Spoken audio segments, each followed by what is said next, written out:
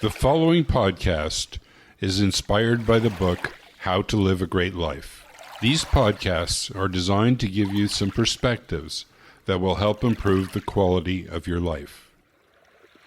I want to share with you my vision for the future. I believe that the lessons I have learned are transferable to you and many others around the world. These lessons took an enormous amount of stress out of my life and allowed me to create a joyful way of living. Of course, a podcast and a book are not likely to change behavior. These media are best suited to sharing ideas. I therefore am embarking on a journey to create an online training program that will change behavior. It will give you skills, not just ideas. The title of this training is Creating a Great Life. There are two subtitles. The first subtitle is 4 Essential Lessons. The second subtitle is 2 Superpowers. You see, I believe that my learning gave me these 2 superpowers, and I would like to give them to you. In future podcasts, I will provide information that will allow you to sign up for more information on the training program. But for the rest of this episode, I will provide further evidence of the incredible power of giving thanks into the future. In a previous episode, I interviewed Dave. As you know, when Dave started giving thanks for the new career he was going to have, magical opportunities started to appear for him. He went from being a little lost to having energy and purpose. Many authors call these magical opportunities synchronicity. I'm pleased to provide an update. Dave is now working on his first 2 part-time contracts. One contract is unpaid, but he is working for an experienced copywriter who is helping him fine-tune his skills. The second contract is for 10 hours a month. It pays Dave the kind of hourly rate he dreamed of earning. Dave has promised to come back for another interview in a few months to provide you with an update. Dave is thrilled with how giving thankfulness into the future has brought him this extraordinary career. I recently had the opportunity to coach Dave as he is taking this technology into other aspects of his life. Dave has also had another synchronicity event. A friend he has been chatting with regularly has come up with a book proposal. He asked Dave if he would be willing to co-author the book. The universe works in mysterious ways. Now I would like to share with you one of the adventures that came about for me when I gave thanks into the future. My purpose in sharing these stories with you is to create a new normal. I hope that you will see the truth, that hard work and careful plans, while useful, are much less effective than giving thanks to the universe for what will be created. I know, because I have had many successes from hard work, but they never lasted. Over the last 15 years, I have had many extraordinary achievements that were the result of a powerful use of thankfulness for that achievement occurring in the future. About 4 years ago, I started giving thankfulness that I would sell my business for the money that I needed to never have to work again. At the time, the business was experiencing challenges that made it worth about 1/3 of the money that I needed. In addition, there were 2 major obstacles to selling the business. I will elaborate on the obstacles later. Over the next 2 months, I continued to be engaged in my business. Several times a week, I would say my thankfulness that my business would be sold for enough money to allow me to live comfortably. You might be asking, Why would I not be giving a thankfulness that I would become rich? I have discovered that my thankfulness only works when it is consistent with my core values. I have never aspired to become rich. The universe seems to know when my thankfulness is hollow. Approximately 2 months after I started this thankfulness, I was approached by a long-term customer. One of the 3 principals of the company asked me if I would be interested in selling my company. This was the first of several synchronicity events that would follow. I told this customer that I was interested. The next day, I received a call from the most senior member of the firm. We had a pleasant conversation, which culminated in him asking me for 2 years of financial statements. I agreed and sent the statements off a few days later.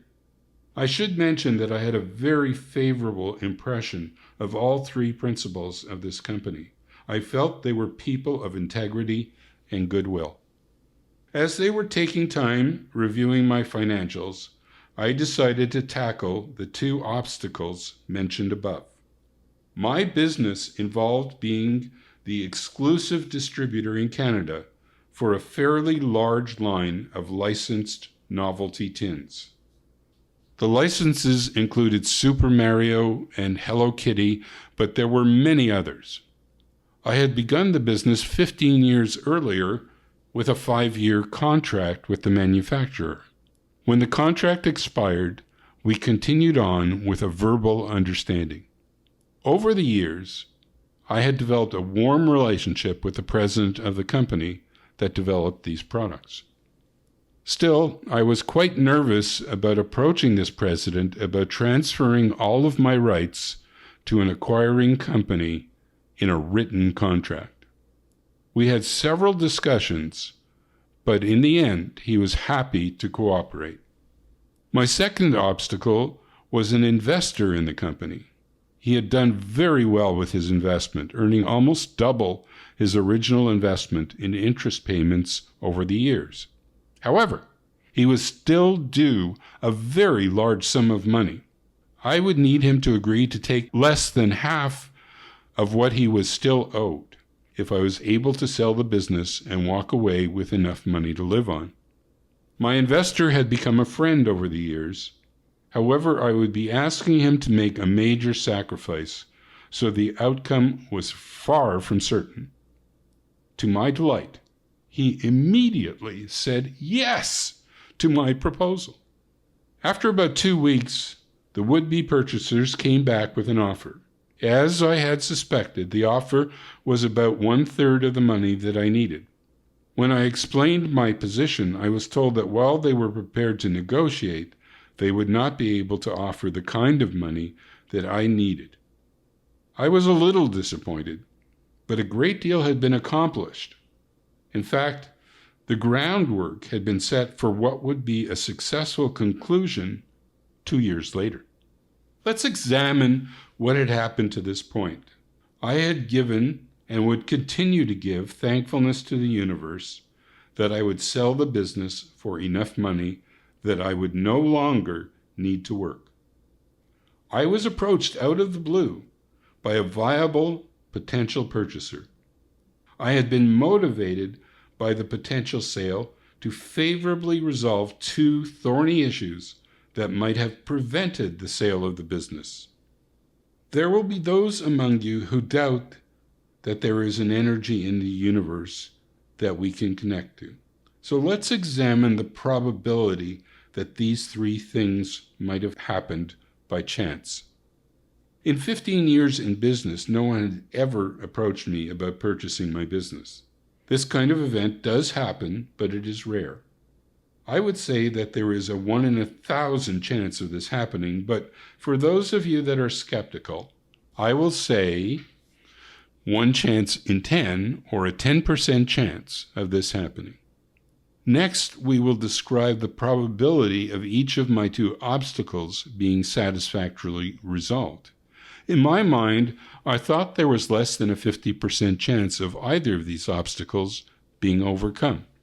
However, let's assume that I was biased by my fears. Let's say there was really a 70% chance of success on both these issues. The mathematicians among you will know that the probability of all three events occurring is arrived at by multiplying each probability by the others. So the probability of the two obstacles both being overcome is 70% times 70%, which is 49%. We then multiply this number by the 10% probability of being approached by a potential purchaser to arrive at a 4.9% probability of all three things happening.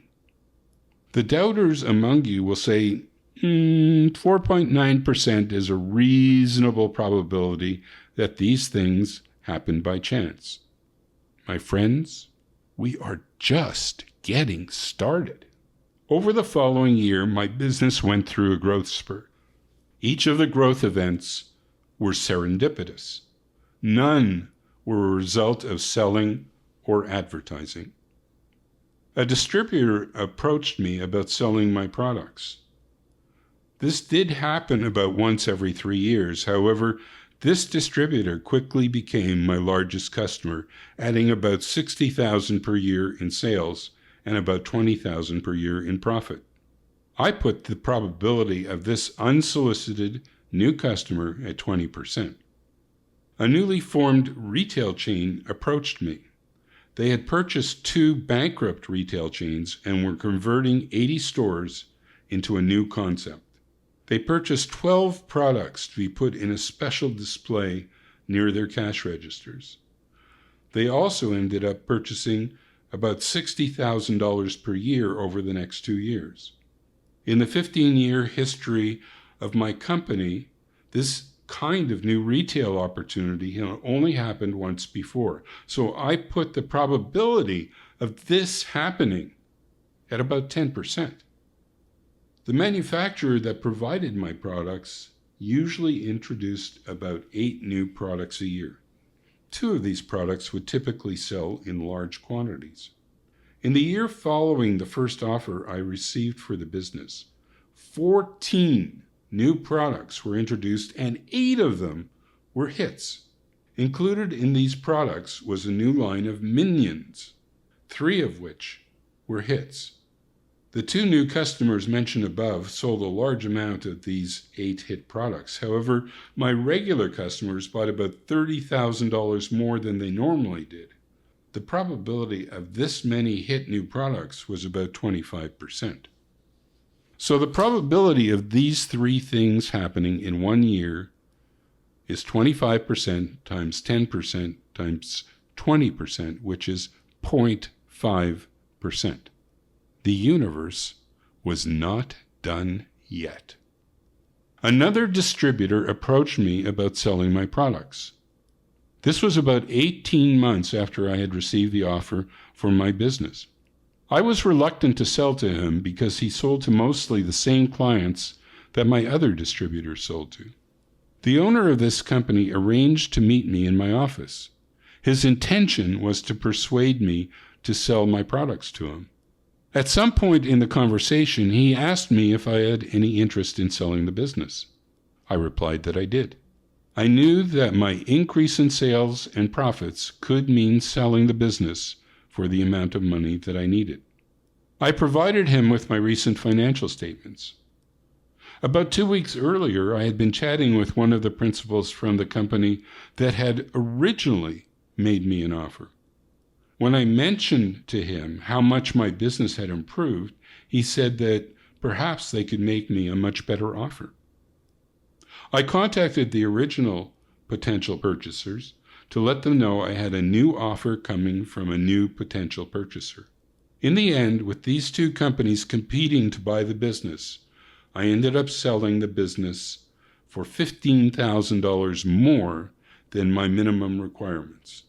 I put the odds of all this happening by chance at less than 1 in 10,000.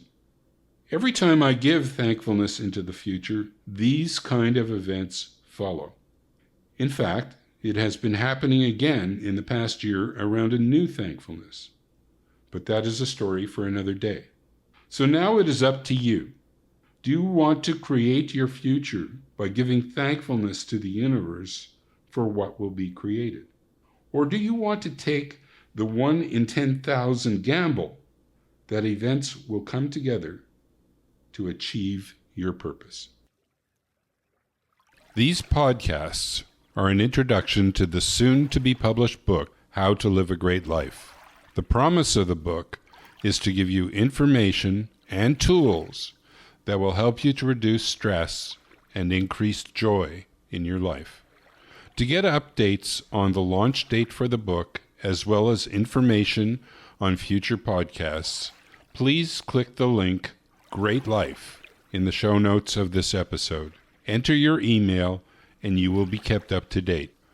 If you are listening using the Apple Podcast app, the show notes can be found by pressing on Detail. Then scroll down the show notes to find the Great Life link. This is Bill Rabo reminding you that your thoughts create your reality. So think positive thoughts.